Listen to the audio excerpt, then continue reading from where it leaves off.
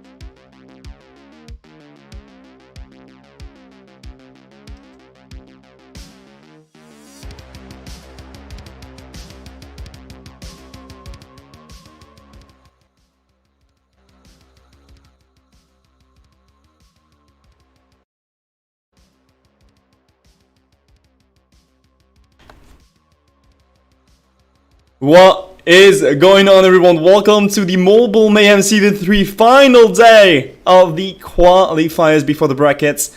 tonight, you know that we have some insane matchups for you guys. Some hot stuff are coming. And as you can notice, I'm not with Imperium. I'm not with Maxman. I'm not with Day. Who am I with? Please, everyone, welcome one of the tribe player, Little B. Welcome to the stream, my dude. Yo, what's up, guys? How you guys doing?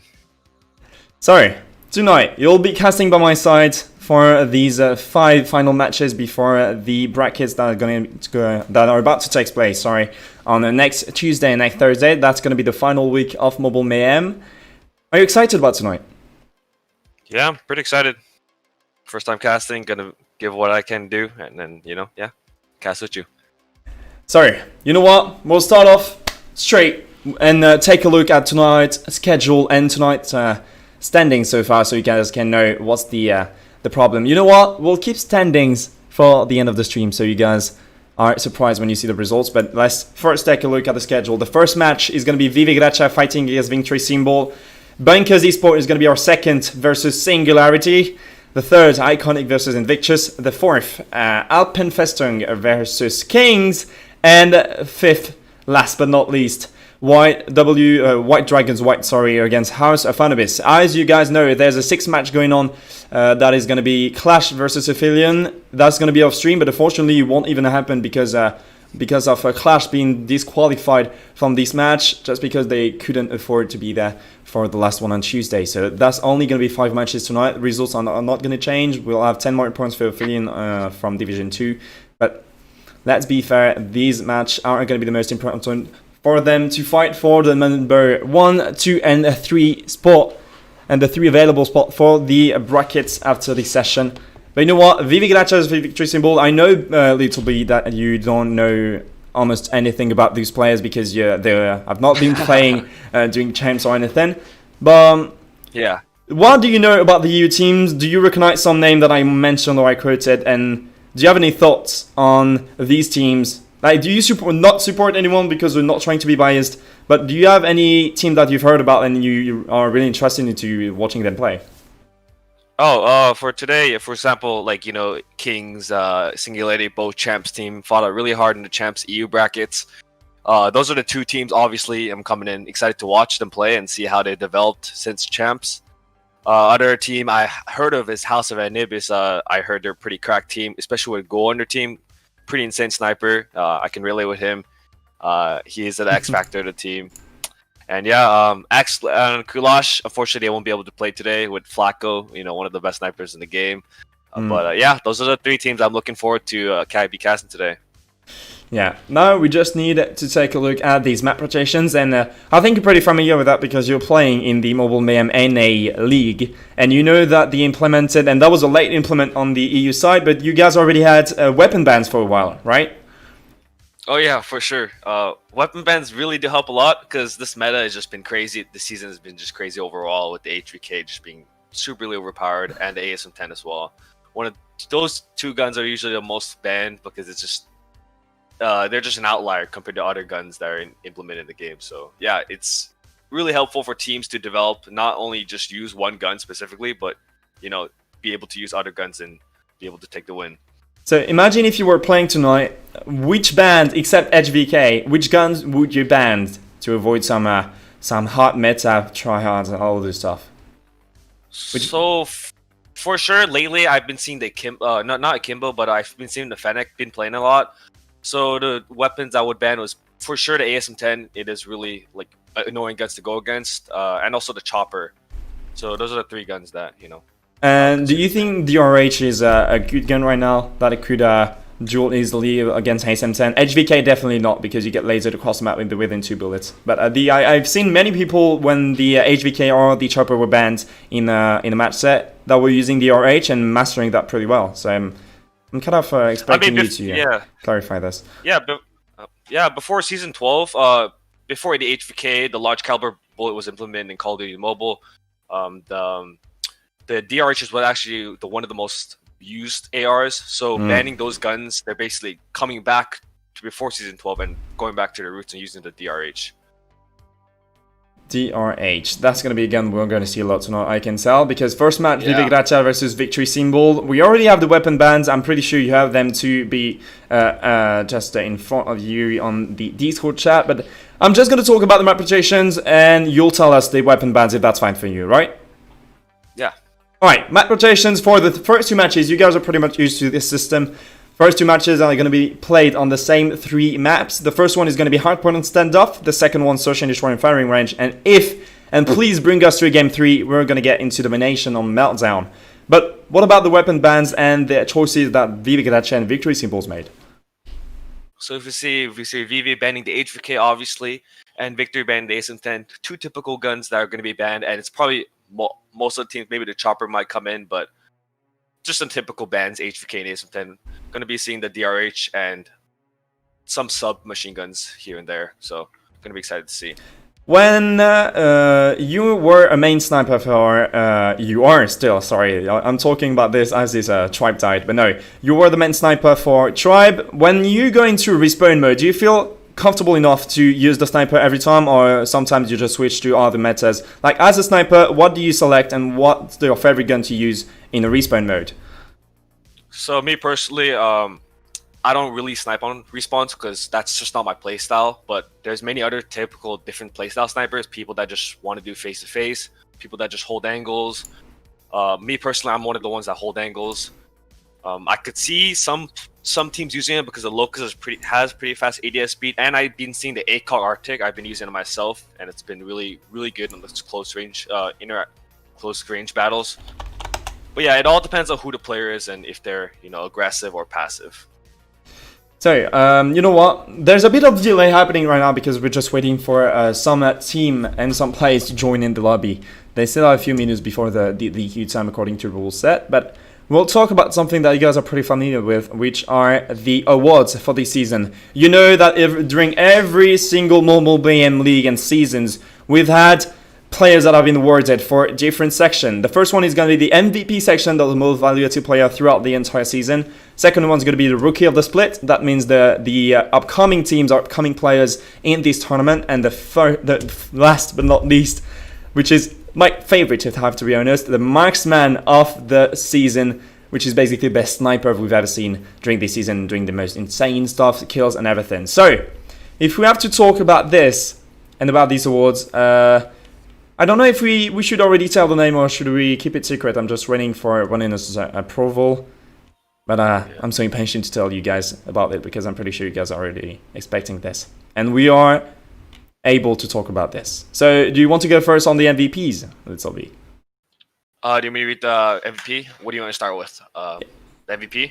Yeah, MVP. Alright, so we have Nyx from Singularity, Gnev from Victory Symbol, Marvel from Aphelion, Bomber from Invictus, X Balls from Iconic, W Caesar from Q-Lash, Sin from Viva Gracia, Sammy from House of Anubis, Shark from Bunker Black, Mata from White Dragon White, and Veer from Kings.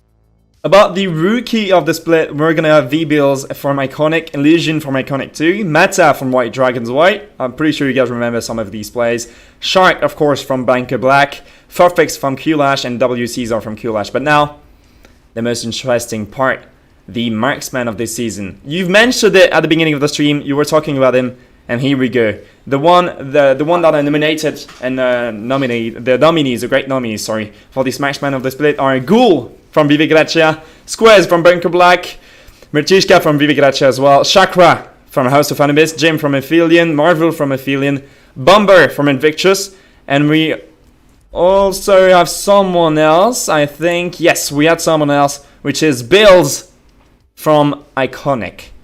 GG's to everyone. Now, there's still, I think this is a community voting, if I'm not wrong.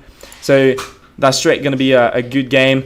And now, I have some bad news to bring you guys. This Mobile Mayhem League is not starting as well as we expected it to. Because the first game is basically going to be a DQ. Victory Symbol can't be there on time. That's unfortunate. So, they couldn't even play with 4 players online. So, that's horrible. But you know what?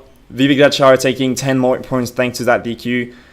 And we'll straight move into the second game. So while we wait for the players to join in the lobby, we're not going to talk for 10 minutes straight. So we'll just go on a short break. We'll be back right after this, and the next match, waiting for the updates to be updated. But the next match is going to be hell of a match, I can tell. Singularity versus Banker Black. Hope you guys will enjoy this one. Sorry about the short delay, and we'll be back right after this.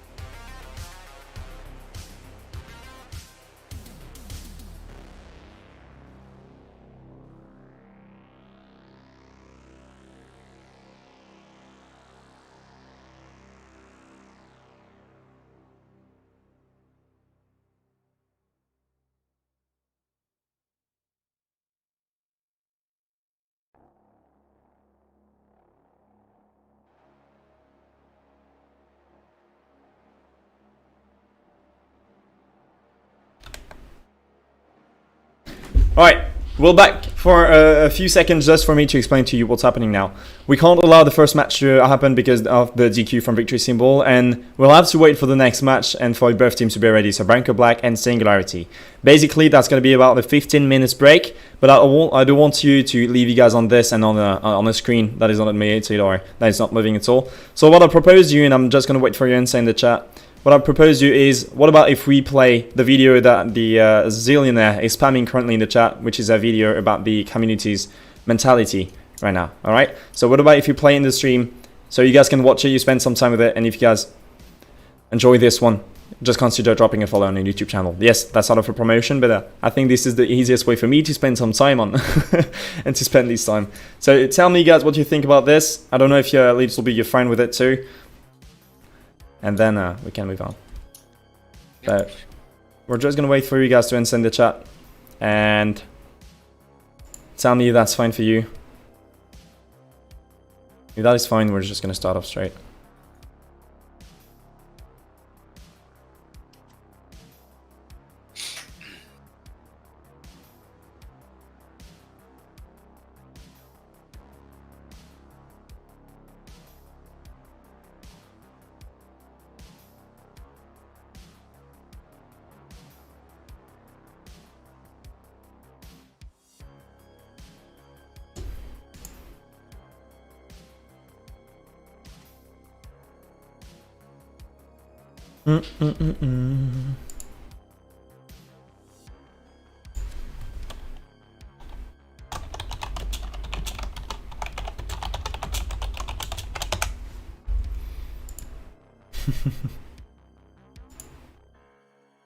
Everyone is strolling in the chat.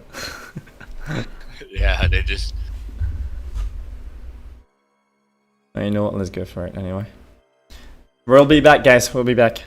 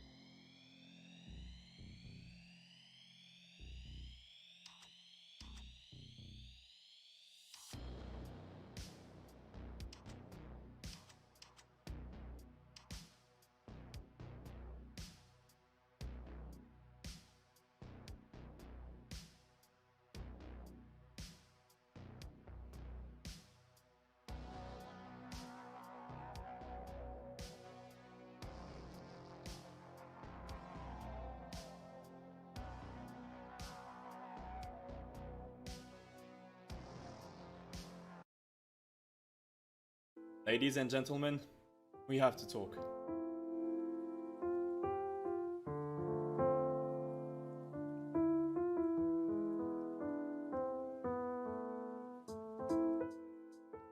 That's nothing new for you.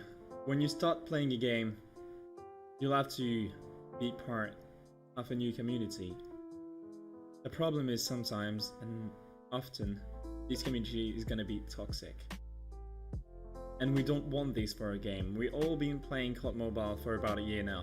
Maybe more than a year, actually. And we want this game to last as long as possible. If you guys enjoy a game, don't try to ruin it with toxicity.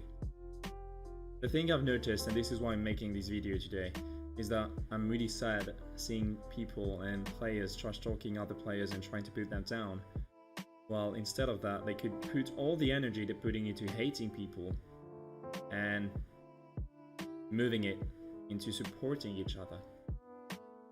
This might sound like a stupid speech that I'm doing now, but I think I needed to do that. I'm not one to do that. I'm not one to give you advices. I'm not one to tell you what to do. And I'm just giving my opinion, and I'm according to what I saw and the feedbacks I had. A lot of people are thinking like me. If you guys don't know me, I've been casting a lot of tournaments in the EU scene, on the professional scene for quite a while, and I've noticed a really big change in the people's mentality.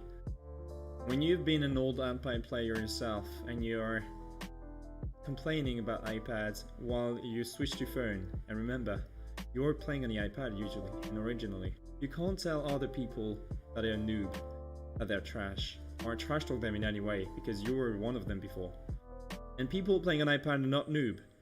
People playing on iPad are not worse than other players. This is the mobile device they tried and they chose to go on and to play on. The thing is, now yes, I agree with you. The professional scene and competitive scene will evolve in COD Mobile only on phone. Yes, I heard you right. But if they don't want to, let them play the game. Some tournaments are going to be organized now, full phone. Only phone players will be allowed to play during these tournaments. So what are you complaining about? The thing is, when you're playing on phone, you're playing against an iPad, because this is the main purpose and the main subject about this toxicity, in this community at least. You don't care. Take this as a training. If they beat you on iPad, you'll just see what they are worth on phone. But this is not the point. The thing is, I'm seeing everyone trash talking each other for no reason. You guys are saying this guy's noob, this guy's trash, ranked warrior, leadable player, what a noob, you tried, have no life, no social life. Instead of putting so much energy into being toxic, if you support the others, how great this community will be. I see a few amount of people trying to support everyone they meet. They find someone in game that is new to COD Mobile, that just started. They'll just grab his hand and help him reach the top of the cliff, the top of the mountain. Why don't we support each other? There's something that says haters will make you stronger, but support will make you unbeatable. We already have some haters. I think we're sick of it. We don't need any more. We need support. If you guys support the team, whenever you're watching a professional match and you see your team fighting in against another one, instead of saying, my team is better, the other one is trash, you got destroyed, noob. So this is what I see a lot in the chat when I'm streaming and casting these tournaments. Instead of saying this, just say, may the best team win. Let's go, blah blah blah. Insert name team. Team name, sorry. Support your team and don't try putting down the others. This won't make you a better person. That's the opposite. You don't want to be the guy that is known for being toxic, that no one wants to play with. Or this girl that is treated with horrible names just because she's a girl playing video games. This is not the point at all. We're not males or females when we play video games. We're just gamers. So don't focus on the gender, focus on the player. I don't want this community to die, because right now, if we keep going that way, we're dying from inside. Community just kills itself. So please, show some support, show some love to people you want to see grow. Ignore the haters, ignore people trash talking you are, talking you back. You don't need them in your life. Hope you guys all got it. If you did, please make sure to smash that like button down there. Follow me on every social medias. Trevor, YouTube, or Twitter. That would be great. Don't hesitate to share it as much as possible if you guys agree with my point of view. And hope I'll see you soon with some other mindset. Bosco was on the mic. It's over for me now. See you, everyone.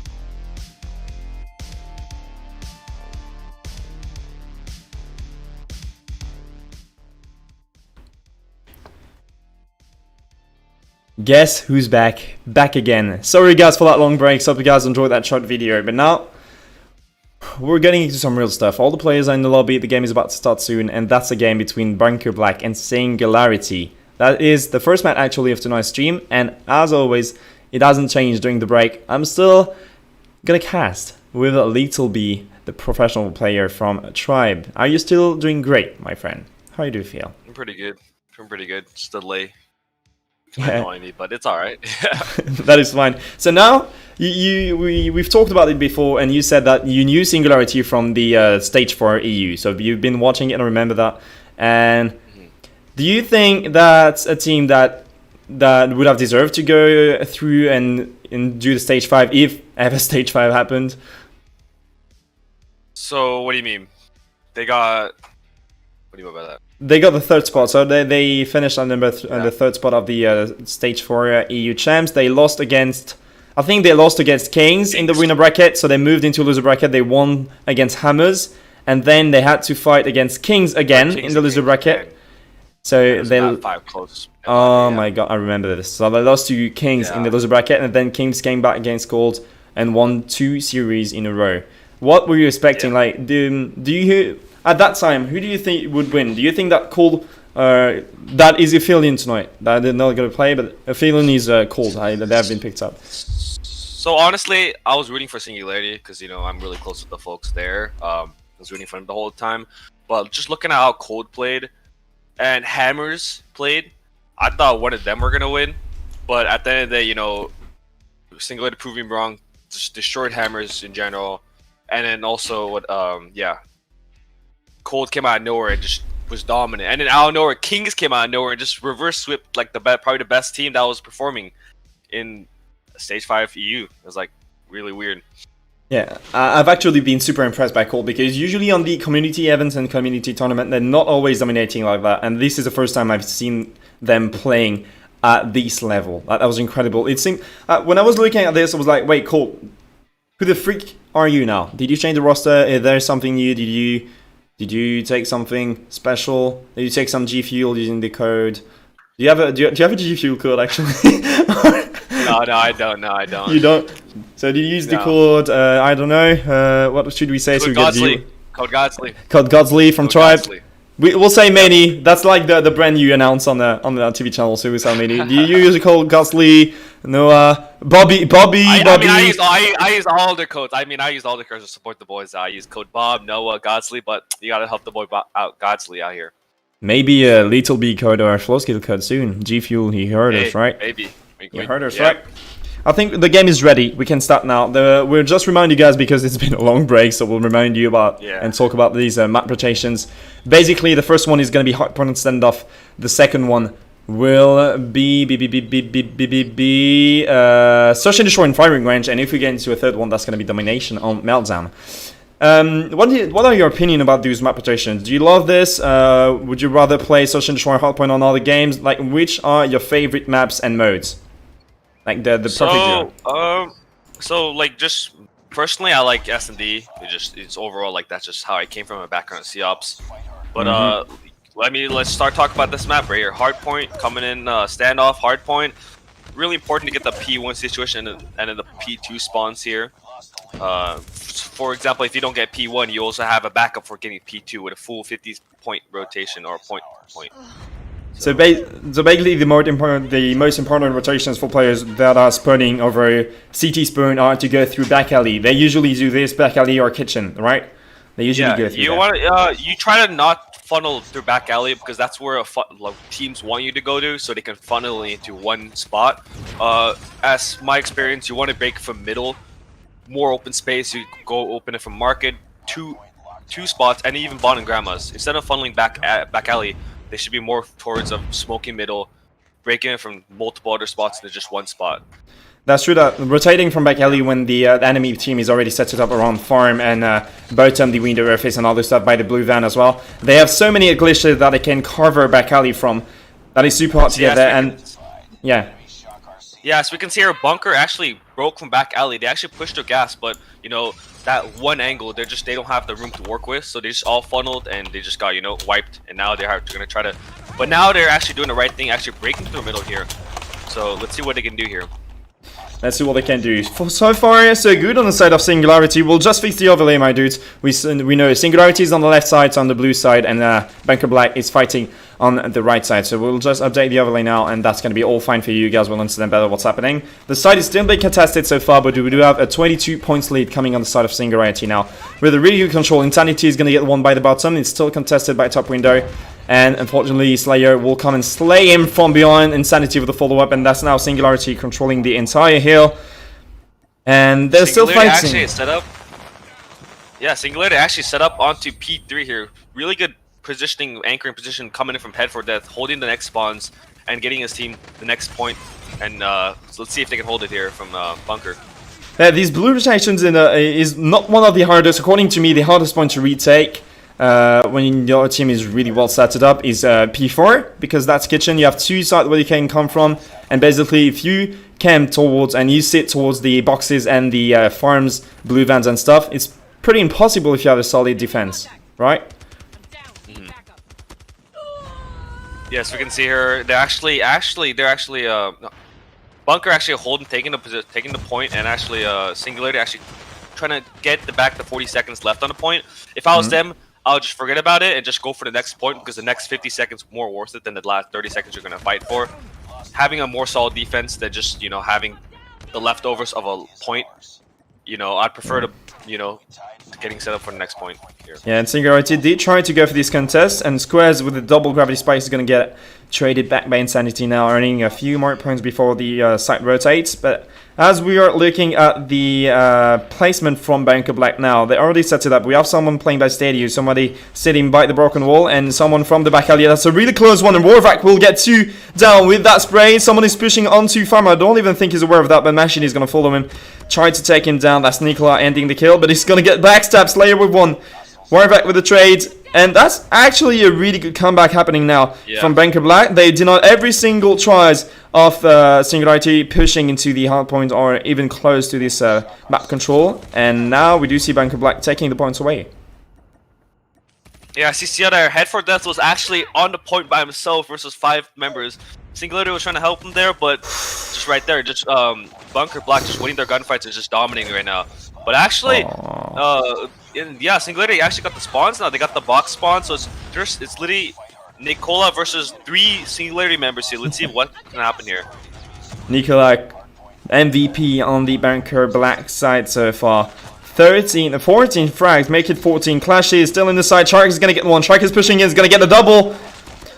Earning some more points. That's a good trade. Head for Death is rotating around towards the garden side. They're already setting up into the P1, which is actually P5. We talked about the beginning of the game. But that's a short lead. This game is super close, actually, Little B. Yeah, it's really close right now. This P1 situation and having the P2 spawns is really crucial for both teams right now. So as you can see here, we actually got Head for Death actually holding the grandma spawns for his team. And yeah, setting up his team on the farm spot. But right now, it seems like Bunker Black just, you know, on the point dominating right now. They're dominating. We do see Shark using the annihilator. He did a few frags with it. He's just gonna throw all these score streaks now to avoid people for coming in. And what I see, and I'm really proud of, is that we don't see any persistence users on the side of Bunker Black, while we have Insanity and Nyx using this. That's my opinion. I'm pretty sure you will share it as well. But I don't think persistence is really that useful compared to persistence is domination, because on hardpoint you don't earn a lot of points compared to these capture fries you can get from B or all these flies in domination. So what are your thoughts? Would you rather go for a single meta where you don't use persistence on hardpoint, but if you curse it on the domination, or would you go full price? Oh, for me, for sure, every respawn you just need to run persistent. You just probably need 1 or 2 people running small streaks, but it's better to just have at least something like a Predator Missile, Goliath, even if you pop off. Just having something 100% is better than having nothing, you know. Goliath endgame can change a game, you know. Goliath on the last point, and it's going to be really hard to take the Goliath off the point. So having persistence, just at every respawn mode, is just preferred. I personally miss the time where, because right now when we see basically when we look at domination games in professional matches, the first match is pretty balanced. We do see a lot of gun skill and really fair duels, but on the second half, I always say first half is good, the second is Titanfall. We only see Goliaths, VTOLs, all this stuff jumping and being dropped everywhere. The closest strike are denying every single flags. And that's not a really good concern according to me, because back in the days when we were playing in the scrim rules, I think there was way more skill than using and spamming the score streaks right now. And there you go. Bunker taking a dub over Singularity 150 to 80. Pretty dominant performance. Didn't expect this. I expect it to be more close. But as I said, they had P1 spawns. They had the P1. They can back up to P2. They took majority of the points on P.1, and then they also took the most of the points on P2. So, and yeah, that just, got them the win right there. We got him the win. There was a good game from Banker Black, a good organization on their side, and the rotations were maybe late at some point. We were talking and mentioning it for the first P2. They were still trying to fight for it, while Singularity was trying to fight for it as well. So they were both fighting for a point with 20 seconds left instead of going for the rotation for P3, which I think hosted a few points to Singularity and gave the some confidence to Banker Black. But now that's a 1-0 for Banker. We'll go straight into the second game. That's going to be Searching the Shore and Firing Range. And if I'm not mistaken, this is the main map and mode for the Banker Black roster. So they might feel pretty ready, pretty much ready for that game when they're going to fight and face Singularity. And Singularity needs to take that win. If they lose, that's basically over. That's a clean 2-0 win for Banker Black, and we're straight moving into the second game of the stream, the second series. But okay, looking at what we've shown, and do you have any pronostics about the second game? Do you think that Singularity are more some SND playstyle, or do you think Bunker are still going to take the win? I don't really have a lot of experience, a lot of knowledge from Bunker Black, but I know Singularity is a really good SND team. Last time I watched their game on EU, I think it was season 2. I saw a Clasher dominating with that AK-47. I don't know what he's going to use this game.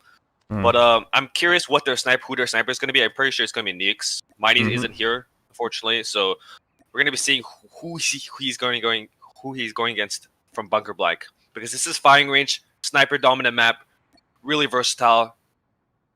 Yeah, games are just going to go around on how the snipers play. Yeah, usually on the Singularity side, it switches between Nix, Slayer, and Head for Death, and on the other side, we do see. Most of the time we see Warvac, and mainly Squares is the main sniper on the black and black side. Now Singularity is going to be in the defense. Banker Black attacking towards the B-bomb super aggressively, and that's going to be only Nix alone facing this, and the map control and the beat control now is under Banker Black's side. Yeah, Nix just got the information, just got the hell out of there. Just saw 5 enemy teams coming in there, played it smart, dipped, and now let's see if Singularity can get this retake. But we see Insanity going by himself and losing the gunfight to Cola. I don't know what he was doing here, but his teammates are actually coming in for the kill. Head for Death with the trade, Slayer with the trade as well, and Clashy going down by Machine. 1v3 situation coming in from Slayer. Let's see what he can do with the Arctic. Takes down Cola with a nice shot right there. Let's see what he can do here. Oh, takes another shot to Warrior. Can he get the last kill onto Machine? He's actually a backside here.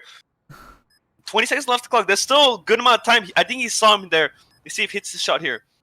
1v1 situation with 10 seconds left on the clock. Machine playing it really, really smart here. He's gonna wait the time and take him down. Nice try coming from Slayer, but well played coming from Machine right there, clutching that for his team. I believed in Clashy. I believed in the Slayer. Sorry, so freaking hard. Got 3 kills in the same round and almost did 1v3 clutch. And I'm pretty sure Machine has been a bit greedy sometimes. Like, he almost got killed if Slayer did hit that shot when he was rotating towards the wooden corner or the green car. That would have been the only opportunity for Slayer to get that kill. Unfortunately, he missed it. And Shark is going to get the first entry frag of that round. Machine will follow now. And that's a 5v3 in favor of Banker Black, where it seems like the bomb is going to be going down on A, and yes, it's being planted to reduce the time to 45 seconds left, and a chance has been given to Singularity now to defuse that bomb, but they need to take every single player down from Banker Black, and I'm going to tell it's a really tough thing to do now. V4 situation, Insanity does take a skill off the bomb side, so this is possible if the 2 smoke down, and here it comes, pushing on the bomb side. Cola takes down Insanity, Slayer gets the refrag, but 1v3 situation, not looking too good. Shark gets a nice double, getting the second round for the board of Bunker Black. Great offense, in my opinion, right there. Straight up pushing A side, catching the A guy on off guard, and actually Machine pushing on middle, lurking and getting another kill, making his team, in a 5v2 situation, winning them around right there. So yeah, the fact that they're splitting when they go for a push is a really good strategy, according to me. I do agree on that fact. But Slayer tried to go for a greedy pick, pushing straight into connector. Clashy gets the double spray, is going to get traded back by Warvac now. And finally, we do see an advantage on the side of Singularity now in a 1v3. Warvac is 1 HP left. How is he going to survive? He still has a bomb in hand, so that's a pretty good thing. He's going to get stuck by that Semtex! Oh no, I thought he was. My bad, spectator mode is glitched. I thought he got stuck by this. But yeah, great round coming from Singularity. Bunker Black had a good B push, but they just took too long. And I said, clashing with that AK-47 can mow down players like that just in an instant, shutting down the offense from coming in from Bunker Black. Great round from Singularity. Slayer is just gonna go by the A bomb. Edwidge holding the A long. He has the info now, but no one being there. Maybe they might be waiting and playing slowly into the kitchen and into the restroom. Sorry, how do you say that? Toilets. Oh my god, I'm missing words now. I'm forgetting words. But we have Machine trying to get into the treehouse by jungle.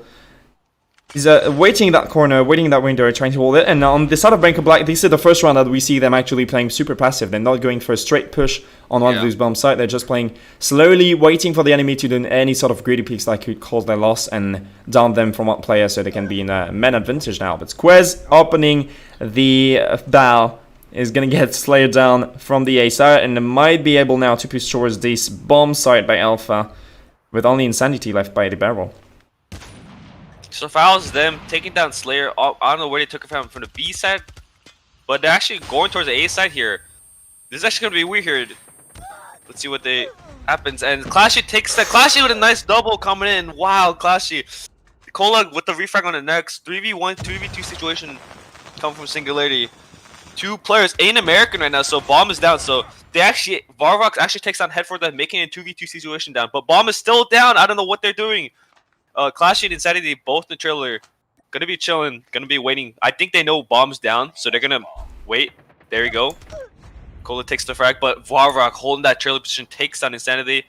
Clashy with the hold. Can he take down Varrock? He does. 1v1 situation. Varrock versus Cola here. Two of the top fraggers from both teams. Let's see what they do here. Putting some shots in. Clash is really low.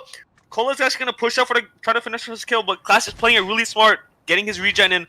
But he's actually gonna run back to Tin. No what way. A nice move coming from Clash. I don't think Cola know, but yeah, no time right there, and well played coming from Clash. I just don't know how he evaded that. He was like 1 HP, and wow, props to him for playing it really smart there. I think Clashy played that super smartly, wasting his time and running around playing the materials. But that was sort of a mistake, we could say, on the side of Nicola, because he knows he tagged him super low HP, so instead of pushing super aggressively in, he knows that the other guy is going to get low, is going to be low anyway, and won't have any chances if they go for a gunfight. So instead of playing slowly... Wait, what the frick did I just miss? Headford, I've got a collateral. Oh my god, yeah. Shutting down the A offense coming in from Bunker Black, and Insane just finishing off them off right now. 4v2 situation. Really great round coming in for Singularity. Let's see if they can close it out. Wait, I don't know if I'm wrong, but I think you just hit it actually a triple hit mark on Squez, because Squez was super low HP after that shot. Wow. I think we just witnessed that. I'm not really sure. Maybe that was the guy pushing from A that killed him, and I took him down. Now Machine is going to get pushed by A long. Get him with the spray! Get the double Insanity! What a turnaround! From a 1v4 to a 1v2, and Dream is still alive on the side of Bunker Black now, with Machine popping up the SM-10. There's two players, both using the sniper, sitting by the barrel, and if he's going for a long-range duel, it's going to be super hard for him to handle. He's sitting by the trailer, so he knows that as soon as he peeks by the door, he's going to get killed straight away. Headford F is sitting in front of him, gets him low HP. Slayer is pushing into, and Headford F will take him from behind with the deagle shot. That's now the third round for Singularity. 2 rounds for Bunker Black, and we are switching side, Little B. Yeah. Great round coming from Singularity right there. Dominating performance from next game, that Collat. Almost triple Collat, but I'm gonna be excited to see what they do on the T side and see what they can do. So they're actually going towards that B bomb side, but Spark with that nasty. Oh! With the triple! Oh my god! Oh my god! Shark with that ace, had a perfect placed thermite, knew all of them were all low, pushed in, and just wiped the whole team of Singularity. Wow. Clip it! That is insane coming from Shark right there. Oh my god. Shark! You can't do them like that! Don't do it! No, don't go for that again. Please don't go for that again. Come on. That was incredible. This ace basically was pushing straight. Couldn't do anything. The other team couldn't stop him. This ace was incredible. And Shark just popped. Oh, if you guys are reacting in chat, and yes, this is deserved. Headful is gonna get one. Sharks gets the double spray again! Single-handedly destroying this team of Singulator here by himself from the B bomb site. He says, "Get off my B bomb site," and it's off the Clash on the 1v4 situation. Takes down Varrock, so it is possible. From a caliber of player from Clash, it is possible to clutch this. So let's see what he does here. Maybe jumping down. He missed the timing. Ooh, Takes down a second, but does take him down. But yeah, nice try, but Clash, but right there, Shark just dominating the B bomb site right there. Just outplaying the team of Singularity. I don't know what to say, man. Shark, you understand why this guy has been elected as MVP of the split and a Rookie of the split, my dudes. He's just popping off tonight. Banker Black. And the biggest thing is that Shark is a phone player too. So these guys playing on phone doing such crazy stuff like this. Are they pushing super aggressively while they're on the CT? Oh, they're being decimated. Oh my god. Oh my god. Coming from a CT defensive team, they just pushed down middle, straight up bottom, just wiped out Singularity squad again. Just wow. Great plays coming from Bunker. Just such a dominant performance from them. So wow. As a reminder, Bunker were losing 3-2. Now they're on a 3-round win streak. And come on, dude. I think they're getting so much confidence from that play that Shark just did, and then maybe that the following rounds where they did a good strat, which is actually super smart. Being on the CT side, the enemy team is expecting the other one to be super defensive and playing slowly, but no, they push straight into bottom 10, push straight into sandbags, went to woods, and to control over it, they just decimated the enemy team now. Warvac is going to pick the first frag on Slayer. Nixie is getting tagged low HP by the wall bang, but that lasts a 4v4 to be played soon by Singularity. And if they lose this round, this is over, and that's a clean 2-0 win. Oh, it's Quez with the follow-up. Warvac with the follow-up again. Oh my god, this is a massacre. Clasher with a 1v4 situation is just desperate, and yeah, gonna take that off Warwick with a triple on the round. Wow, I'm just mind blown right now.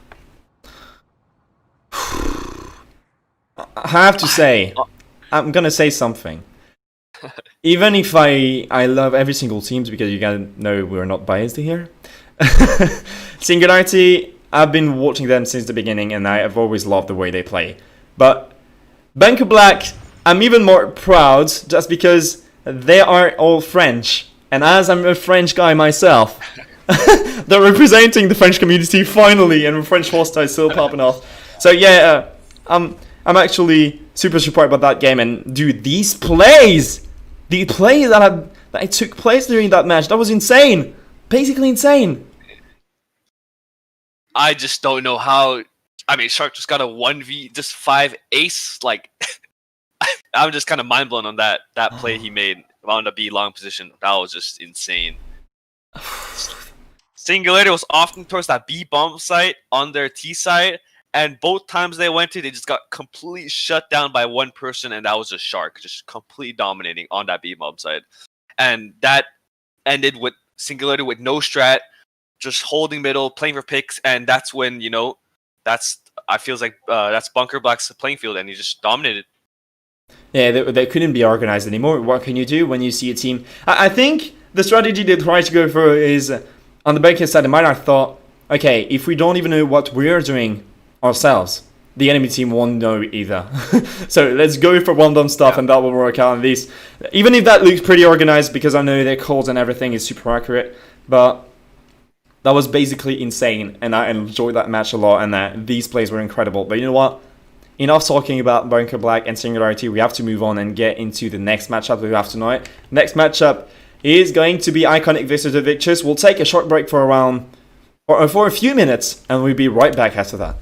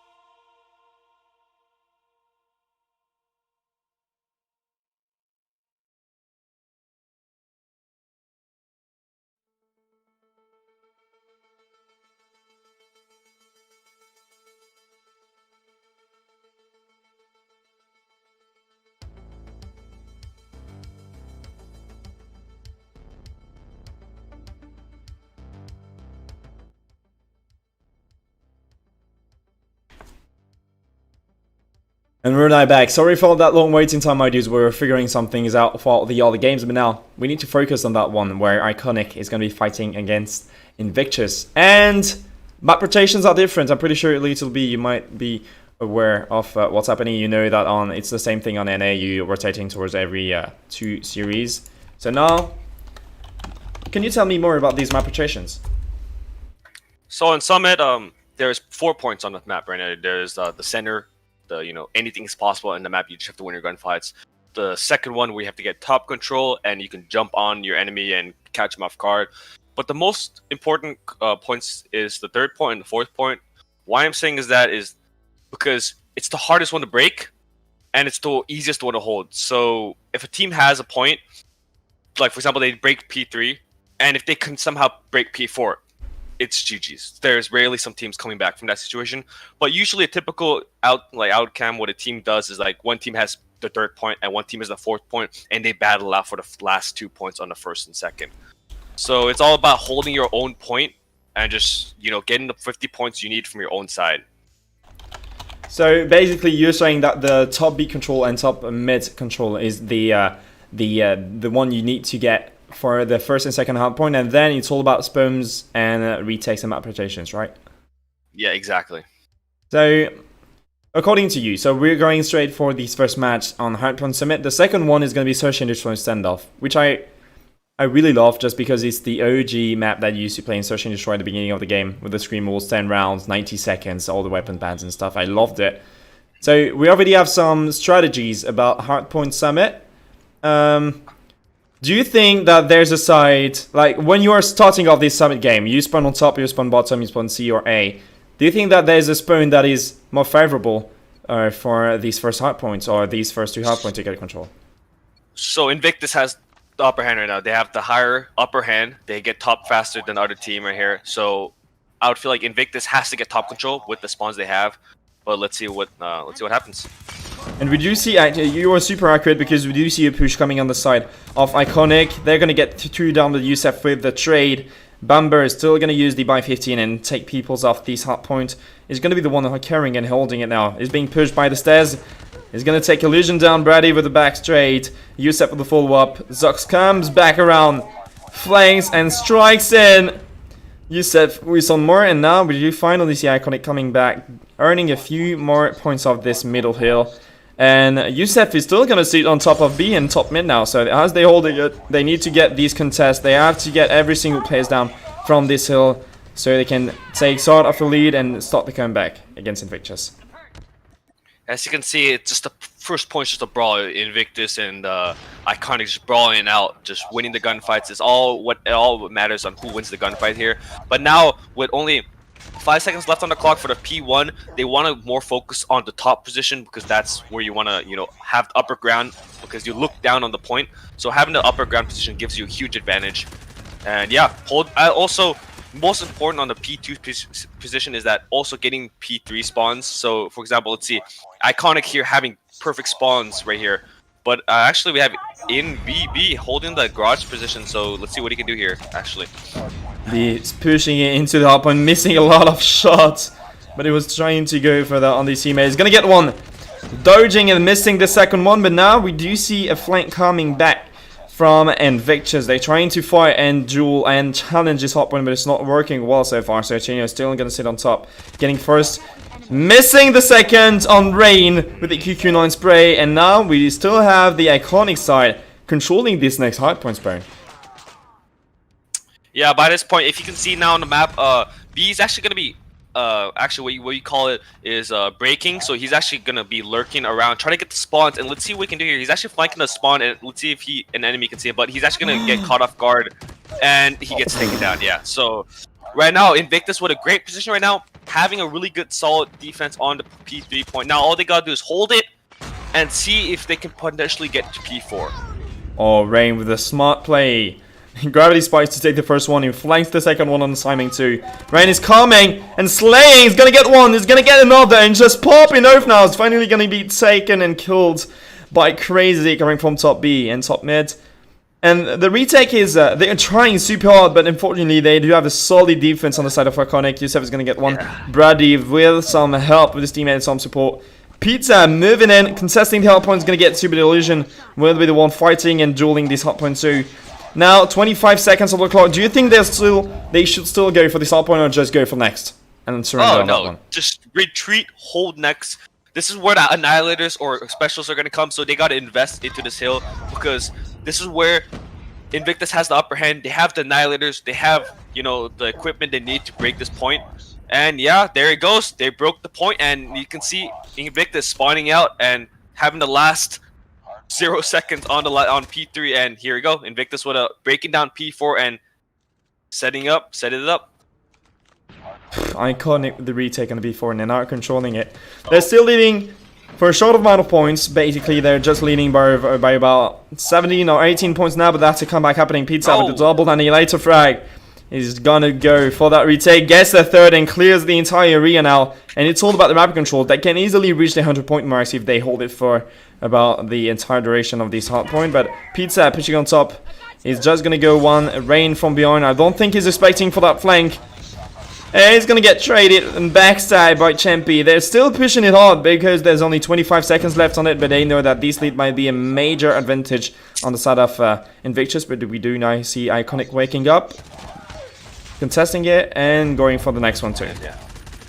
Great break coming from Invictus, but holding, contesting for 20 seconds, and yeah, at the end of the day, Iconic coming back, taking the last couple seconds, and gonna be ready to set up for P1 and gonna have that brawl to get for those P1 and P2.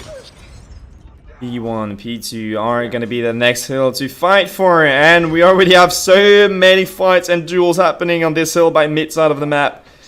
Illusion was the only player of Iconic sitting on this, but unfortunately he's going to get double fragged and double dueled by the enemy team. Zux dodges this annihilator bullets, which is super annoying. I see that they're dodging a lot just because it's not accurate at all now because of this buff when this nerf. Sorry, when you're jumping, it's not locking the enemy anymore. So I think that's a good nerf. To be fair, I remember the annihilator used to be so freaking OP back in the last season. Yeah, so we can see here Invictus wasn't winning the previous P1, and now they're just completely dominating over Iconic right now, holding that P1 majority of points, and with only less than 20 seconds left on the P1, they also have a great hold, 3 people on that top position right here. Let's see if they can adjust and move on to the second point. They're trying, at least they're trying. We can...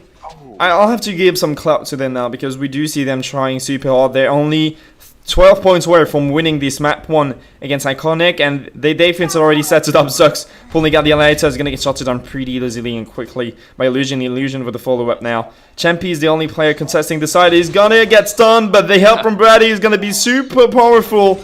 They do still have control for next, but I'm pretty sure if they hold it for the entire time and avoid any sort of contest from Invictus, that might be a win on the side of Iconic. But now Invictus is coming back even stronger in this hill. Sortino is gonna get some, gonna get traded in the back. Rain dies from his own termite, and the time runs by 3, 2, and 1. Yeah, they just gotta go. Yeah, they just gotta contest. They gotta contest, and they actually did break the hill down. It's all up to B here, holding that P1, seeking he can do something here. He's actually gonna get versus 3 people and get taken down easily by Yosef here. So right now, all they gotta do is just play next. They gotta commit on this one and do not lose next. So right now, actually Invictus getting next spawns. This is not good coming in from Iconic. They're actually spawning out with the last 5 seconds left on the clock. They're gonna have to break this P3 with 3 people on. Actually, B taking down 1 player and Pizza taking down another one. Can they break this point here? Oh, but they actually get shut down, and yeah, decided Invictus is holding down the P1, and yeah, it's just a matter of time. That's a GG's. That's basically. That's a close game, yeah.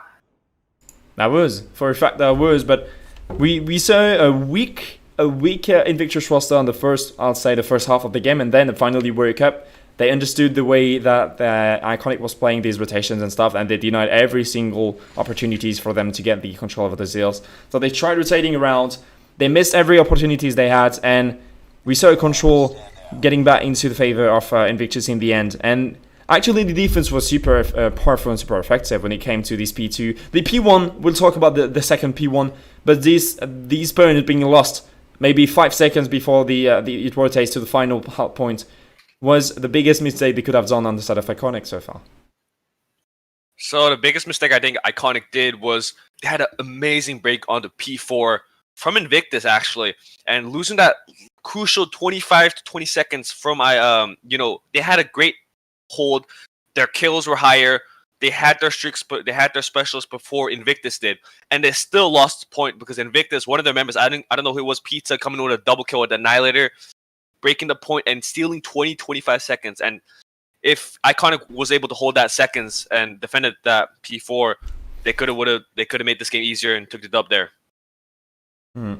Basically, yeah. But now we need to focus on the next game that's going to be happening between both teams. Search and Destroy on standoff. For a matter of fact, if there are sides that is more powerful on Search and Destroy standoff, like the CT side is maybe better, or it depends on the game style you guys have? So yeah, that's it all depends on what kind of game style they have. For example, let's just bring in Tribe, my team. We're a really aggressive team, so we prefer the offensive side because we like to make the initiative. But it all depends on what kind of team or what kind of play style they go. Who calls and who makes the great calls. My point of view on that is that when you're on the CT side, you're pretty much being dominated every time. And let me explain. What I mean by that is, in the CT side, you're not the one making the decisions. You're just holding the position and you can't even know where the other team is coming from. You can guess it because you know the strategies and if you know the map perfectly, this is basically what you're going to suppose. But being on the T side, you have so many choices in front of you that picking just one and doing it entirely, go for a full push or some aggressive backstab from back alley while they're pushing towards A, this sort of stuff. I think this is an advantage on the side of TT just because they can decide what they want to do and they don't basically have to survive an assault. They just go for it. But if team does research, if team does other team research and they know how to play and what strats they implement, there's a thing called countering. You can pre-make the strat if they, for example, throw a nade on the A-bomb side. You guys know they're going to come A, smokes are coming in, and if you just do rush middle or, just countering. But I'm not, experienced with these teams personally, but if teams does research on another, there's things called countering, and basically what that is simplified. If a team T side that makes a strat, you know what it is, and you're just going to counter, and that's usually implements on a good hold. About this aggressive push, I noticed that a lot of teams are most of the time pushing towards the A-bomb side while B is pretty much left unattended. I do see a lot of defense and players on the CT side are usually focusing about A and sitting by the T tank or the T blue, top blue and everything to take the infos about B and back alley. Basically, and usually this isn't hyper sitting on top blue. We do see Rain by the back alley now and Yusef by the blue van from B side. Bomb has been played super early in the rounds, and the retake, when they set it up like this, and I'm pretty sure I can tell the bomb has been planted for boxes and blue van from T-Spawn. How hard is that?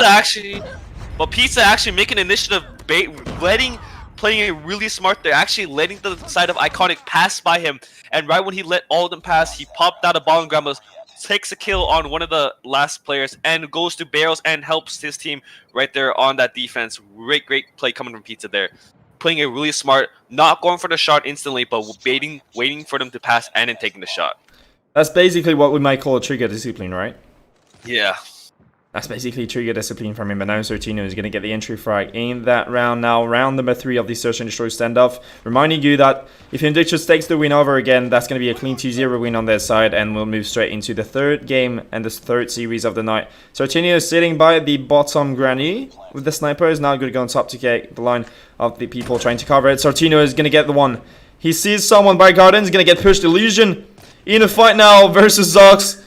Been taken up by a shotgun, and Yusef, last player alive, the Arctic in 1v4, but Bumber already has the line outscoped, and that's going to be a third round for Invictus.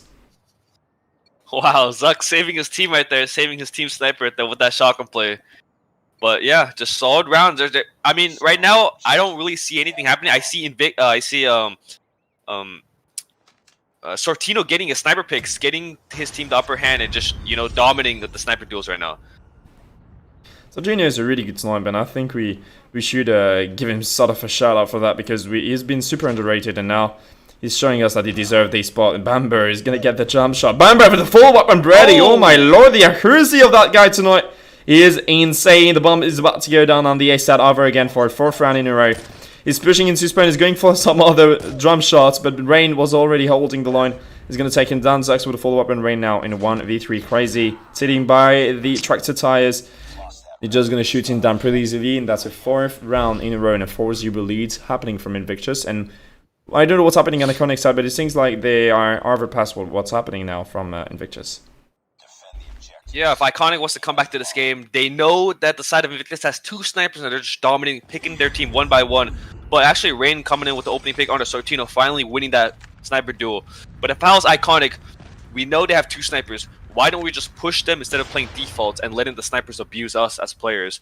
So let's see actually what Iconic will do and see if they can switch up their strats. And yeah, taking down Sortino in the beginning is actually a really great help coming in from Iconic. Pizza gets a good game sense here and just guess the player was pushing towards the broken wall now. We have Brady coming in with a second kill on the side of Iconic for this round. So far, we do have Pizza sitting in the garden, trying to get some other picks. He has the Q9 in hands. He might be going for an aggressive push, just picking the info, and he knows every single player from the enemy team are now sitting around the back alley. Only one player alive on the A-bomb side. But what a miss that was from Pizza. This guy was just standing still and he missed that bullet, and now that's a 2v4 and a retake happening for Invictus. 57 seconds left on the clock to play with. The bomb is still dropped on the A side. Pizza is going to get one, reduce that to 2v3. It's being pushed from behind. Rain takes him with the pistol, and now Bomber left him on Rain. Missing the full weapon illusion with the backstab. Finally round for an Iconic, but now it's time to switch the sides.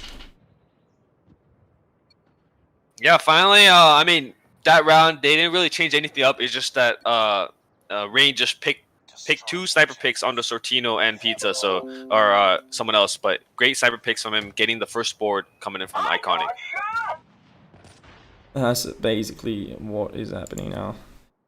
Wait, I see people saying that it's back. Wait for the delay to catch up, my dude, because we've seen a disconnection happening on OBS for no reason, so now I think he's going to be back anyway. That's not something coming from me, I think that's an OBS issue.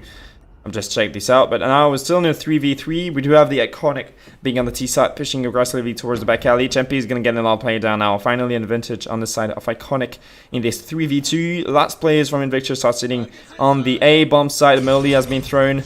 Illusion is going to get a few bullets on Crazy now, and Burnburn needs to hold the barrel was being pushed by 2 players, and that's going to be such a mess, being pushed by everywhere. Yeah. Burnburn is left in 1v3, shot it down through the smoke, and that's the second round for Iconic.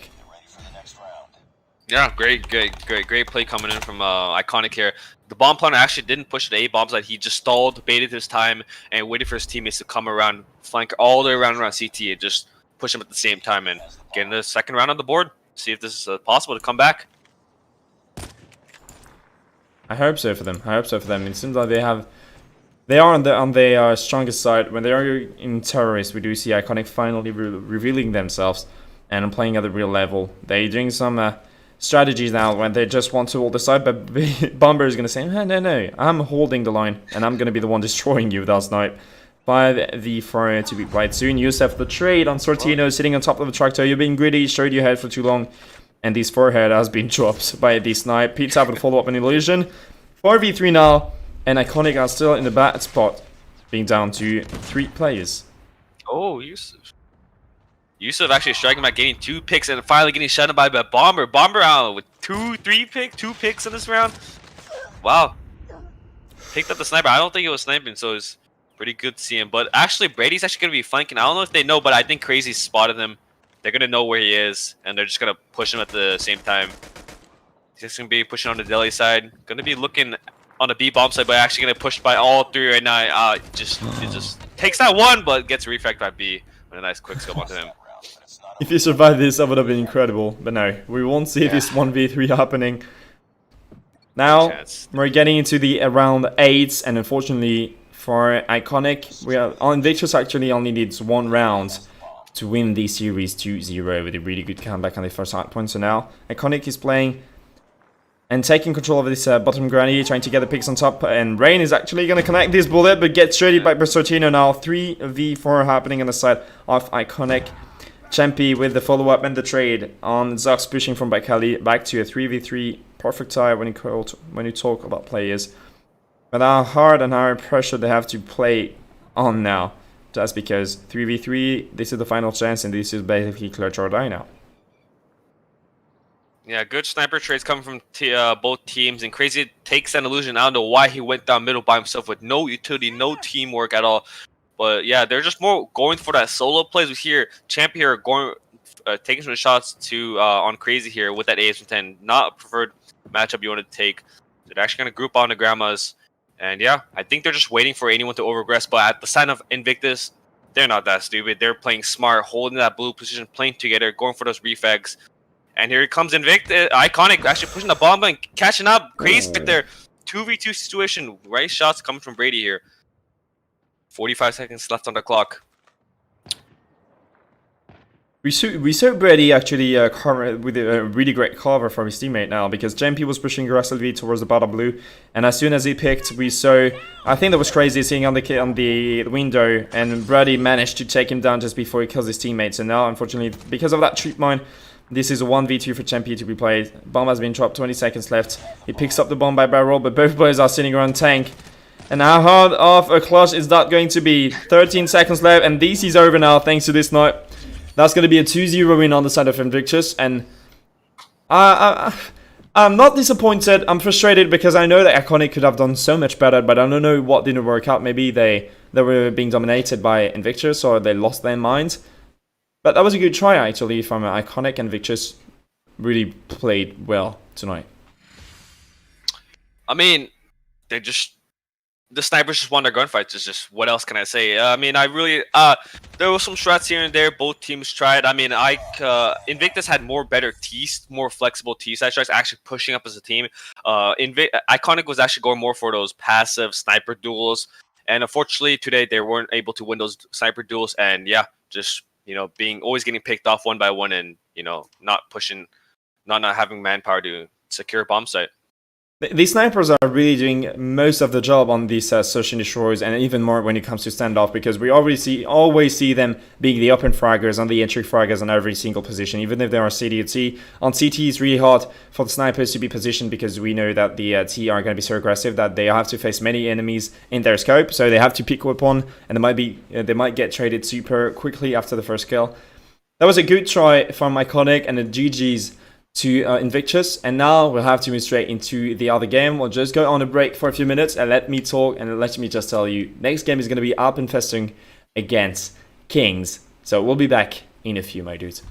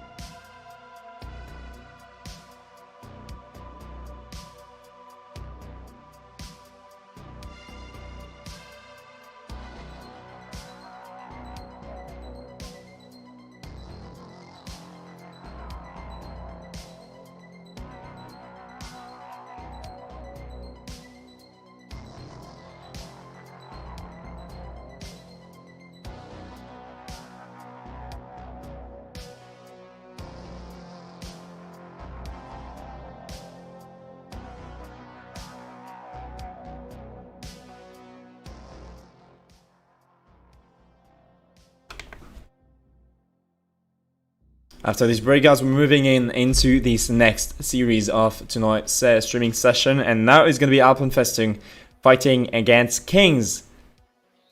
You know Kings, Little B, you definitely know Kings. So what could you tell? Who do you think is going? You know what? We'll guess and go for some pronostics. Who do you think is going to be the MVP on the side of Kings, because you don't know anything about Alpenfestung yet?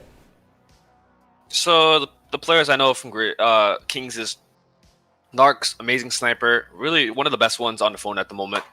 And we see Grizz also. He's been playing with, he's like, you keep self-proclaims himself as a shotgun god, and looking at his videos, you know, I couldn't probably give it to him because he's pretty nasty with that. Those two players are the ones I'm going to be looking at right now, and yeah, those are the two players.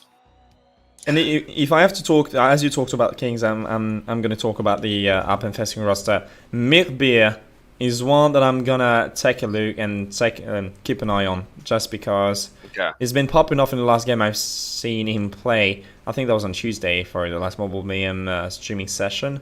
So I'm pretty excited about what he's gonna do tonight. We do have a lot of potential on the side of Alpenfestung. So even if, according to the infos I have, that's a tier 2 team. And I'm pretty sure they can make it into tier 1 pretty easily if they keep going that way with these performances and these games that they're proposing us. So hope they're going to be lucky for tonight's streaming session now. We'll go straight into that game. Same map rotation, Hardpoint Summit, Search and Destroy, Standoff. And the third will be, if we get a third, and I wish we get a third this time, third is going to be Domination Firing Range. So pretty good map rotations now. As I said, all about the first 2 points is all about the gunfights. You just have to get the top control, and yeah, if you win the gunfights, you get the base lead. You win basically P1 and P2, and you can see here, actually Alp getting that top position, waterfalling onto the P1 and catching the players of Kings, but Icings with a double shotgun kill and a triple. Wow, just wiping the whole side of Alp. Alp at Grizz coming in as well, and Grizz with a double. Wiped the whole team of Alp right there. Wow. The shotgun users are just popping off and carrying Kings right now. Chris is going for some movements, but Mirbeer is going to be finally taking him down. That's a trade happening from Inferno. And no big surprises. When we talk about the weapon bans on the side of Kings, let me see if we have any infos about this. We're going to get some more infos about the weapon bans, but it seems like HVK is banned and ASM-10 too, I could tell. Just looking at the loadouts they're going for. So we do see Nice actually using the Outlaw, and is there something I'm not aware of about the Outlaw meta, or? I don't know what Narcs is doing. Maybe he might be trying to record a montage video in this clip today, but no clue. I've never seen anyone use the Outlaw, especially on a close range map at Summit. But I mean, with 3 kills on the board, it seems like it's working out for him. Seems like it is. It's just, oh, connecting those bullets, missing the forward there. On quick. Grizz is still destroying with the shotgun. Grizz and Cynex are just popping up now, and the Shodies are on point tonight for them. Cynex is gonna get some more. He's pushing straight into the spawn. And I don't think, correct me if I'm wrong, I don't think, according to what we said during the last game, that going for the spawn push at this time of this hardpoint, and according to the time on the hardpoint that is left, going for these spawns curses them to lose the next spawns over the A flag, and now that has to be a retake from Kings to get to this point. Sorry, I'm having a bit of issue with speaking. I can't speak English. I'm sorry. But right now, I'm just curious. Like, looking at the board, yeah, you can see Kings just dominating right now, and if Alf actually holds this push coming from Kings, they can actually make a lot of points off this point. But with a 3v2, 2v2, 1v2 situation here, yeah, Kings just knocked down the team of Alp right there and just secured the third point on Summit. They broke it. I'm gonna say what you said too. They just broke the hard point. They went straight into that super aggressive and just denying every single tries from Alpenfestung to push in. Acebugs is coming from the side there. Is gonna get a kill, sitting on top. Now it's just going to camp, and they're not even pushing for this hard point. They're giving it to Kings, and the lead is going to be massive. And if they hold it for a few more seconds now, that's even going to be 100-point leads from Kings against Alpenfestung. And they're setting up for the next hard point, sitting into garage, sitting into the spawn stairs, and holding this because they're expecting a C push happening from Kings now. Yeah, and you can see Alf Ace Boogs with the back in the way back in the spawn, catching two members of Kings right there, being really crucial, holding the spawns here. You can see Kings here with Inferno and Narcs, but both with Annihilators trying to break the point, but it's easy to just take down one of the Annihilators. It's all up to Narcs and see if he can do something with his streaks here. See if he does something. Yeah, you're dead right. Narcs is gonna get one Inferno. Helps his teammate that was super low HP to take him down with this Predator missile. Mech is pushing in. Narcs and Inferno are gonna be the one facing him and taking away. They're now 15 points from winning this game, and I'm pretty sure it might be over because we see Cynix decimating the entire team with the Annihilator there by top B stairs. Narcs is just pushing into the spawn, trying to get some quad feeds. Narcs, just for you to know, phase 5 is almost over, so that you have no chance to join in now. Yeah, as you can see there, what I said on Summit, if you hold the third point, if you held the point and you farm all the kills there, you can invest your streaks, Annihilators or whatever that is, onto the next point with the other team. You know, holding the point. And as you said, as I said there, Narcs and who was the fifth one, Inferno, both with Annihilators popped like the whole side of, you know, Alp and took the. Annihilated the enemy team. That's all we can say. That was a decimation happening from Kings. It gets Alp infesting now, and unfortunately, I will go for Kings for the next game just because I've seen them play on send-off, and they're so solid on that I don't know how Alp infesting can counter it. And if I'm not wrong, I think when you're red, you're starting on the offensive side, right? It's weird because both respawns and S&Ds flipped, so I'm also like confused as well. So it's kind of weird, but I personally don't know. I just go with it. I personally don't know which side red is. We'll see, but we know that they're both super strong on both sides. And sorry guys, refresh. That we do have some issues with OBS. I'm definitely gonna have to fix it after that. I'm sorry about this. But now we're moving straight into the second one, and I just want to see. I'm expecting Nice to go for the Locust again. I think he's gonna go for the Locust this game because it's Search and Destroy, so you don't go for kill feeds. You just go for one shot, one bullet, one kill, one shot, one kill. Yeah. This map, I just think he's just gonna dominate with two players with Icing and Graves with the shotgun and with Inferno. If Narcs is hitting those outlaw shots, it's gonna be really hard for the side of Alp. They just gotta win their gunfights. And where the great start is, Ziza and Ace Books with the double kill on the side of Kings. Nice! Covers his teammate. I was wrong, he's actually using the outlaw now. Nice, and Inferno left in a 2v3. Melby is throwing some stuff towards A. There's a bomb that has been dropped. And the bomb has been dropped actually around the barrels and the T-tank. And I don't think the King's Roster is even aware of that. So we do see ZZ pushing on top of Blue. Trying to get the line on mid. He's going to find Nice pushing towards the garden. I don't even think Nice put him out. So he's just going to go straight for the back heli push. Trying to take control of a kebab. Clearing it. They're just playing passively and moving as a team, which is, according to me, a good choice. When you're down to 2 players against 3, you really want to go for a stack, just because otherwise it's going to be a 1v3 pretty easily because you're going to get triple fired, and that's not what they want at all. But yeah, if we can see here, we can see Zeza playing by himself. This is a really risky movement. If he gets taken down, makes it a 2v2 situation, but as I said, he just dominates, takes both of them down. Great round coming in from the side of Alp. Sorry guys, I forgot to switch the screen. This stream is incredible. This streaming session is incredible, I have to say. Oh my lord. But you guys just missed the fact that Alp and Festoon got the first round against Kings, and they're now Kings is now pushing super aggressively into A. Grizz is going to be taken down by Mechabeard sitting in the corner. Malby gets some hit markers with the shotgun, and Deja is going to drop him with that spray of the SM-10.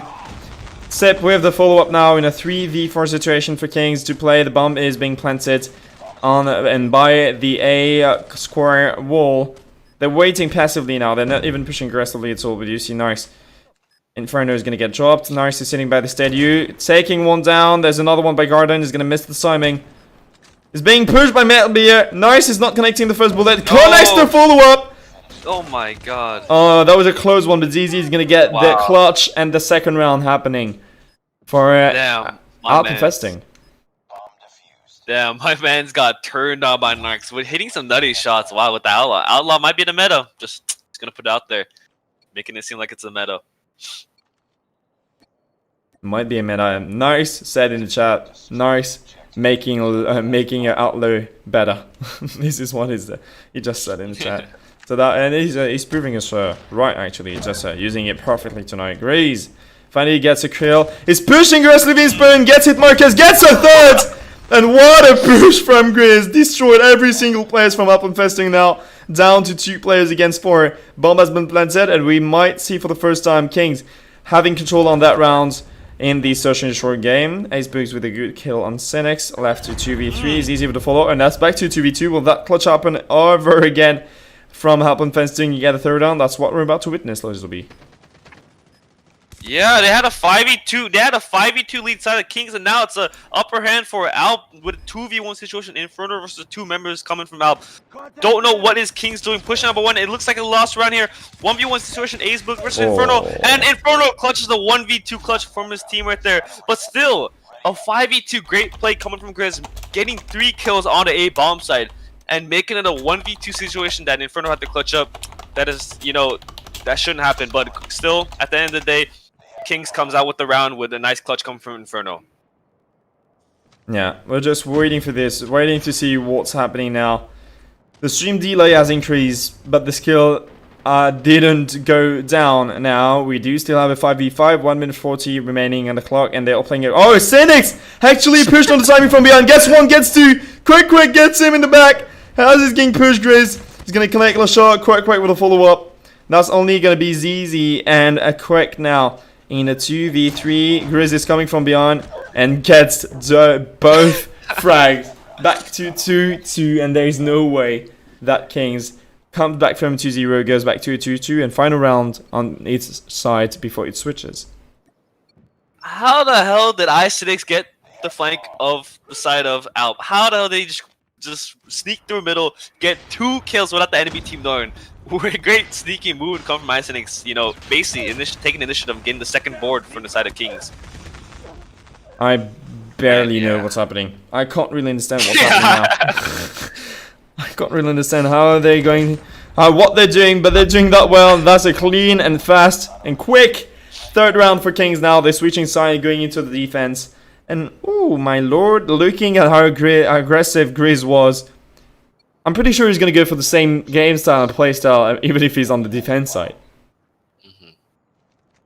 Yeah, I mean, Alp had a 2-0 lead, and great props to Kings for taking the adjustment, knowing what they are doing wrong, and getting 3 rounds in a row and putting them up on a pretty, you know, defensive side, preferred side, but let's see what they can do here. Oh, Grizz is playing with their brains. He's going to get 1 from behind. He's pushing into this point. They're not even expecting that. They're already into the hard point. He's missing the bullets. What are you doing, Grizz? Finally takes him. Oh my god. Oh my god. I thought that was it. Good try by Grizz. Yeah, that was scary. I thought that was it. Basically, I thought it was it. But they're going for so many flanks, and Grizz actually played it smart. Like, he pushed from bottom granny, he went into back granny, then pushed top kitchen, jumped from top kitchen, and took the guy down from boxes. But there was one sitting around the area. It's gonna get denied. Cynics with the trade. Nice with the follow-up. Inferno with another one now. 4v2. And what is happening to Up and Festing? Inferno with another one. And Sip left alive. Left alone in the 1v4. Is he gonna clutch it? That's a clutch or die. And I do believe in you, Sip. Come on. Make us proud of you. He does. He does have the bomb on top Grandma, so he's going to try to get those 1v1 duels which he sees versus Inferno. Let's see if he wins. He is going to avoid him and actually run into Cynics and get caught off by the head glitch and get taken down easily. Fourth round coming from the Grizz. No, fourth round coming in from the side of Kings. Really dominant performance coming from them. Fourth round, 2 more rounds to go for Kings to get this win against Alp and Festing, get these series closed and summed up. And now we do see an aggressive push coming in the side of Alp and Festing towards the A bomb site. Inferno is going to be the only player for Kings trying to deny this. He's still sitting by the tractor. He's going to get 1. He's going to get 2. Now, oh, that was so fast. Only Aceboog's left in the 1v4. And Aceboog is trying to fight. And Inferno gets a 3rd kill in this round. He was about to be knifed anyway. So I think being killed by the Durash is better than being knifed by the enemy. Now 5 rounds for Kings, 1 more round to go before they win this series, and how could Alpenfesten react and come back from this situation they're in now? I don't see a way. Actually, I don't see a way. They're just trying to brute force their way A. They have to try other stuff right now, but yeah, it's really hard for a team like Kings because they're just playing aggressive. You have a player like Grizz, just doesn't even care if you're there. He's just gonna push you whatever and blast you with a shotgun. But we have Narcs come here actually chasing the 2 players from Alpha here, but he's actually gonna retreat back to bottom ground. A smart choice coming from him. 2v2 situation. ZZ and Simp, they both do have the bomb and do have a minute and 30 seconds to work with. The side of Kings, they're both statue tank, just playing really aggressive in my opinion. This could be a good chance if they go boxes. They could catch them off guard and get them the 4th round for them. But let's see what happens here. They could catch Nar. He's trying to do some trick shots from a stadia actually. So yeah, that could be funny from them. An easy frag, a free kill. And Nar's finally decided to go serious now. He's scoping in. He saw the player rotating from blue van, now going into the back and bottom granny. Nice, but in the other one is scoping by B. The bomb is being dropped on B. Now in a 1v2 for Nice to play. 40 seconds left, and as he's being pushed from both sides, both enemies are actually splitting, which is super smart. So you can be caught on guard. He's probably gonna get caught off guard here. There's a guy in the corner. He's gonna push up to him. I don't think Narc saw him, and yeah, they're just gonna bomb rush him here. He's actually gonna try to hit the shot, but he actually takes 1. He's gonna hit the second, but doesn't unfortunately miss the shot as ZZ. But if that blue van wasn't there, he would have hit that shot, and oh, that would have been a devastation coming in. But yeah, good round come from Alp, playing smart on that 2v2 situation and getting the 4th round for them. Now here we go for some more rounds. Round 10 to be correct. Alpenfesting pushing aggressively into A. They've been greedy pushing towards mid without any cover on these smokes. But it seems like it worked well. They managed to get inside. Megby and ZZ is going to get some. Nice, he's super low HP behind the wall. Megby is coming from the flank. He's going to get 2. Hit Marco in Cynics twice. Gets him in the end. And I think that's the 3rd kill in the same round for Megby and R. That player is going to be sitting on top. And no way, Deja is going to survive. They're just running around. Blue, he sees, gets it, but Deja does get him actually. 1v3 situation with a shotgun. It's gonna be a really hard task, especially when 2 players are gonna be at box side. Let's see what we can do. He's actually gonna push on the cubby. He's actually gonna catch off ace books right there. 1v2 situation with 20 seconds left on the clock on the bomb. Yeah, but still, even though with utility, with low HP and pulling out the pistol, it's just gonna be a hard task for them. He's actually gonna push up and get taken down by a Sip. But actually, he hit Market quick. Wow. Hit Market quick, so that could have been a good 1v4 from Deja. That was an impressive try at least, to say at least. Now we're back to round 11. Back to the T side for Kings, back to the CT side for Alpen. And as the T side worked better for Kings, I'm hoping and expecting them to be even more aggressive. Grizz is, as always, pushing towards bro. Nice, Grizz, come on! He's gonna get 1, he's gonna get 2, and die from that termite. ZZ with a wallbang. It's nice with the follow, and ZZ left alive and left alone in the 1v3. He's gonna get pushed from the left side by Blue Van. He's not gonna expect that, and that's gonna be a win.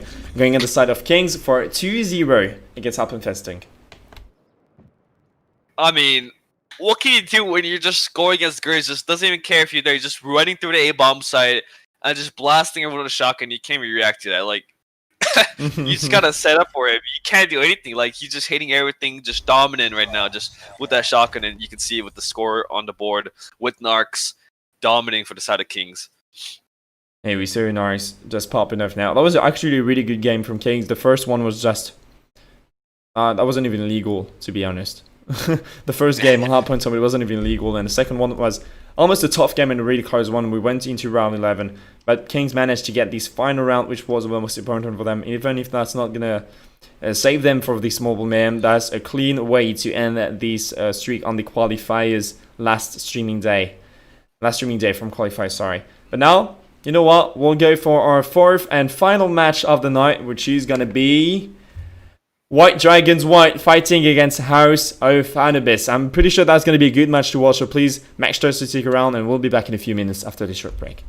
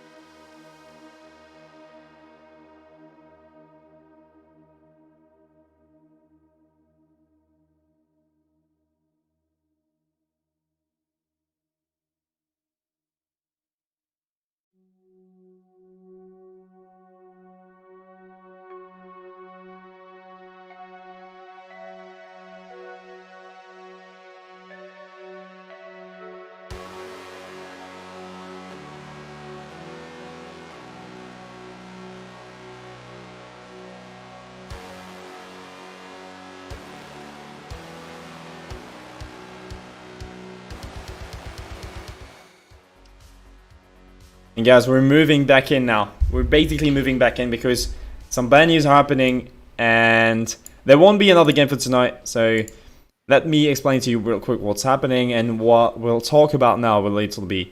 That's DQ happening for the final match between House of Anubis and White Dragons White, just because White Dragon White are currently playing another semi-finals from another tournament, and as they knew they weren't going to be qualified anyway in the brackets, and for the brackets of Mobile Mayhem, they decided to pick up the semi-finals with Crash Prize, which is totally understandable. So unfortunately, we won't get a third game, and now what we'll do is just show you the standings, show you the brackets for these final phases of Mobile Mayhem Season 3 EU League. Hope you guys are excited for this, so let's take a look at the standings real quick. I don't think you have them in front of you, Little B, do you? No, I do see them. You have them? Yeah, I see it. The bracket, right? The playoff bracket? Yeah, playoff bracket and the standings, so the points and who's selected. Yeah, I see them. Alright, so can you tell us more about Division 1 teams points and Division 2 teams points too? So give me a second. Took it off your stream. I was trying to do it from there. Wait, you know what? Shake it real quick. Check Discord and look at this. Okay. Alright, so both divisions. I haven't personally seen Vive Gracia play. I know Bunker is a really good team. They dominated their gameplay against Singularity, the top team in Division 2. And House of Nib is obviously one of the best, in my opinion, by what I saw previously on previous ones. One of the best teams in general in the whole EU standings. Kings, I don't know why they're, all the way down to 5th. Really surprising how they are. Stuff happens. Sometimes, for example, you take too much break off, or you're not practicing that much, or anything happening. Anything's possible. So sometimes they're in a slump, so maybe that's happening. Singularity on top as usual, but today's performance against Bunker, they don't really look that sharp right now. Hopefully they can come back stronger and play really good in the playoffs. And Invictus, I'm surprised as well. Iconic's actually over Invictus. Invictus taking 2-0 over Iconic. Really surprising. Hopefully that bumps them up to the playoff run. But yeah, those are the teams that I highlighted by watching today. Alright, so let me explain everyone what's happening now. We both top 3 teams from each division are going to be qualified for the brackets. The thing is, Vive Gracia, Bunkers Esport, and House of Anubis are qualified for the next bracket. And on the other side, there's a bit of a twist now. We guys knew, and you guys know, that the first match of this stream was supposed to be Vive Gracia against Victory Symbol, but as Victory Symbol refused to play against Vive Gracia, that's going to be a DQ for the game and even a DQ for the brackets, because that's against the rules, according to the rules that we have. So Victory Symbol are dropping their second spot and their spot for the brackets and giving it to Aphelion. Why Aphelion instead of Invictus? The reason is really simple, as they both have the same amount of points and none of those teams got a DQ once in this Season 3. The staff had to decide about who should be in this place, and they decided Aphelion just because when Aphelion played against Invictus, that was a win from Aphelion. So Aphelion basically won against the Invictus while they have the same amount of points. So Aphelion, Singularity, and Iconic are going to move straight into the brackets. Let me show you right now.